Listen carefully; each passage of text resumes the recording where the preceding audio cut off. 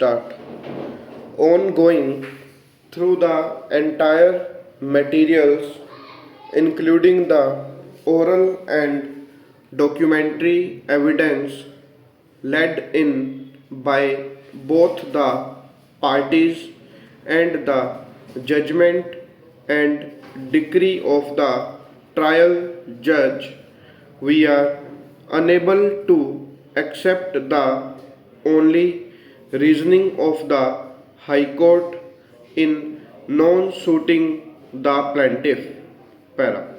It is true that when the final bill was submitted, the plaintiff had accepted the amount as mentioned in the final bill, but under protest, it is also the specific claim of the plaintiff that on the direction of the department it had performed additional work and hence entitled for additional amount or damages as per the terms of agreement merely because the plaintiff had accepted the final bill.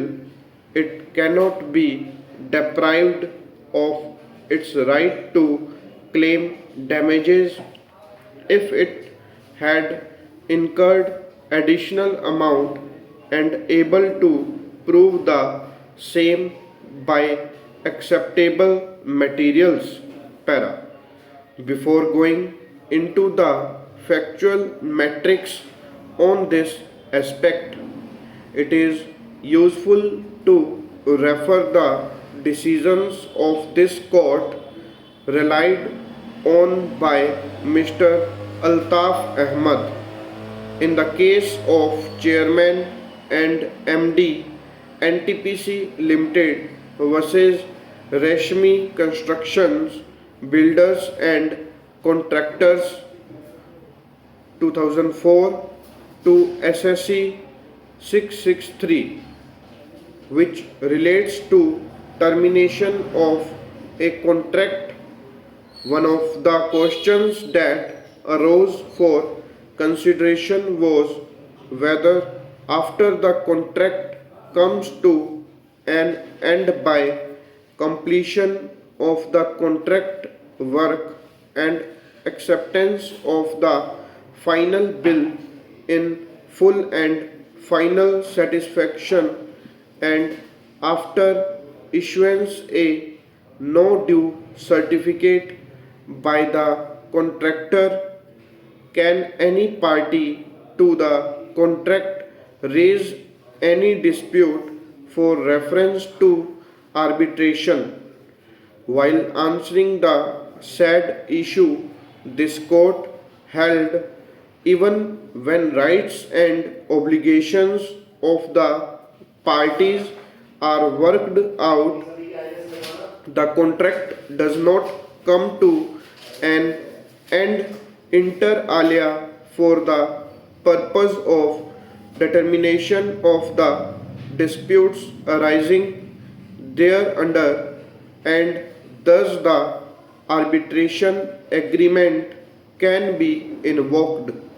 Although it may not be strictly in place, but we cannot shut our eyes to the ground reality that in a case where a contractor has made huge investment, he cannot afford not to take from the employer the amount under the bills for various reasons, which may include discharge of his liability towards the banks, financial institutions, and other persons.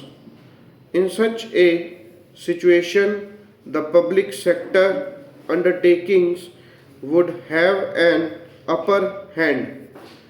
The would not ordinarily release the money unless a no demand certificate is signed. Each case, therefore, is required to be considered on its own facts. Further, necessities non habet legem is an age old maxim which means necessity knows no law. A person may sometimes have to succumb to the pressure of the other party to the bargain who is in a stronger position. A glance at the said clause will immediately indicate that a no claim certificate is required to be submitted by a contractor once the works are finally measured up. In the instant case, the work was yet to be completed and there is nothing to indicate that the works as undertaken by the contractor had been finally measured, and on the basis of the same a no claim certificate had been issued by the appellant. On the other hand, even the first arbitrator who had been appointed had come to a finding that no claim certificate had been given under coercion and duress. It is the division bench of the Calcutta High Court which, for the first time, came to a conclusion that such no claim certificate had not been submitted under coercion and duress. Para. The High Court conjectured that the age of the prosecutrix could be even 19 years. The appears to have been done by adding 2 years to the age opined by PW1. There is no such rule, much less an absolute one that 2 years have to be added to the age determined by a doctor.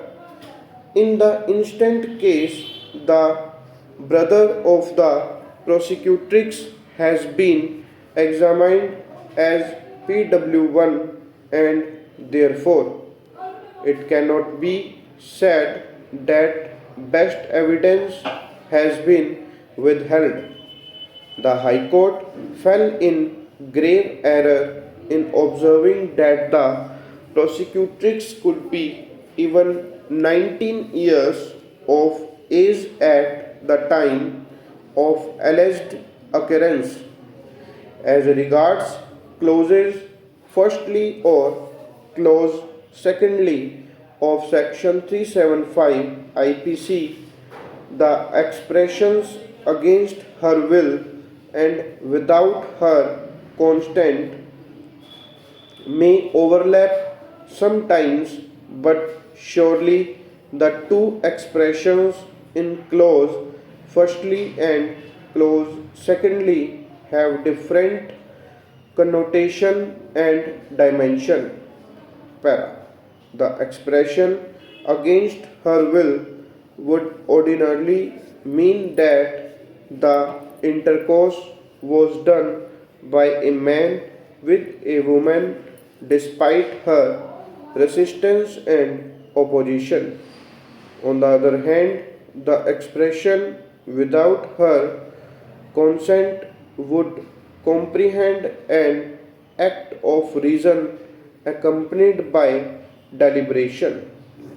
The concept of consent in the context of section 375 IPC has to be read with section 90 of the IPC. Stop.